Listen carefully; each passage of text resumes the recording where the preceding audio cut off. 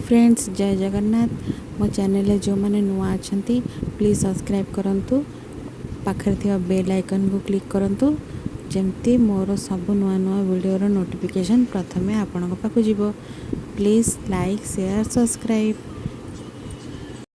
आपण मैंने भाभी ये कौन खाइबा थाली आनलानी ना फ्रेंड्स आम बारी में कषि कखारू होता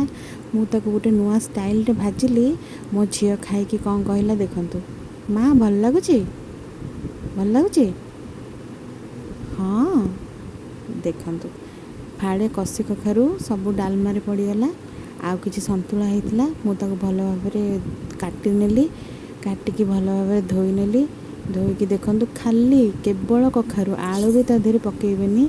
टेस्ट अलग हो कषि कखारू प्राय से कखारूटा गोटे किलो हम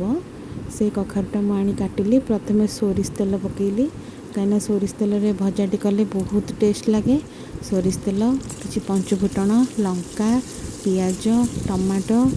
आउ मु खरा दिन रे करके रखी बिरी बड़ी ताकू मु भाजिकी गोटे डब्बारे स्टोर करके रखिनिए मुझे पकेली एवं पकेली मु कखारू काटिकी रखिथिबा कषि कखारू को मु पकेली किछि हळदी आ किछि लूण आ हल्का लंका गुंड बेसी देबेनी कहीं मो झील खाऊची जदि पारि अधिक राग करने इच्छा ताले राग करें कारण मु अल्प लंका गुंड देली मो झील खाऊची बोली देखो भल भाव भजाटी रेडी हो गला बेसी नहीं 10 ରୁ 15 मिनट घोड़ेली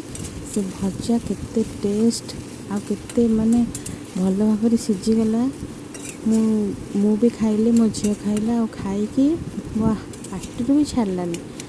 बहुत टेस्ट लगिला भजा आपण मैंने थरे कषि कखारू ये रेसिपी करके देखंतु